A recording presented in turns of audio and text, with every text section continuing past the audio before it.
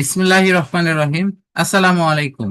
উচ্চ মাধ্যমিক শ্রেণীর পদার্থবিজ্ঞান প্রথম পত্রে আমরা মহাকর্ষ অভিকর্ষ অংশ থেকে মৌলিক কিছু প্রশ্নের ধারণা নিয়ে ইনশাল্লাহ কথা বলবো। সম্ভাব্য পরীক্ষায় যে প্রশ্নগুলো আসতে পারে তার একটা সার্বিক অপশন এখানে আছে। তা হলো মহাকর্ষ সূত্রের প্রয়োগ এবং ওজনের ভিন্নতা নিয়ে প্রশ্ন, যেটা 2025 সালে অলরেডি আসছে। 2025 সালে আরেকটা প্রশ্ন আসছে যে মুক্তিবেগের ক্ষেত্রে রাশিমালা বের করা।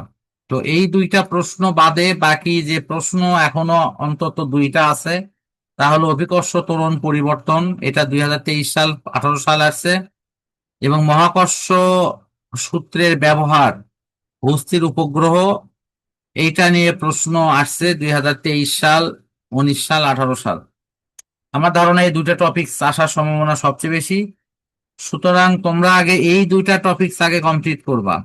মার্ক করে দিচ্ছি, এইটা একটা গোল করে দিচ্ছি, এই যে।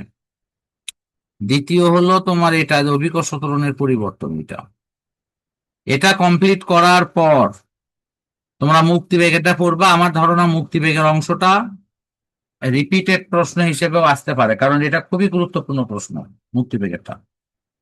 তারপরে সম্ভব হলে ওপরেরটাও করে ফেলো, সেটা হলো এটা। এই মোটামুটি এখানকার নির্দেশনা, যেটি গ ঘতে তোমার এখানে উল্লেখ করা আছে, প্রশ্নগুলো আলাদা করা আছে, একটু দেখো। এই যে একটা, যে 25-এর প্রশ্ন, এগুলো আলাদা করাই আছে, 23-এরটাও আলাদা আছে। আমার মনে হয় সার্বিকভাবে সমন্বয় করে এগুলো দেখা উচিত। আর কোনো প্রশ্ন আছে?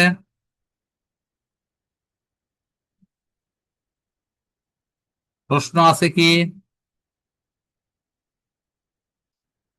দেখো, এখন মনে না হয় স্যার। সার্বিকভাবে পুরো অংশ দেখা যাচ্ছে। আমরা এটা ক্লোজ করে দিচ্ছি।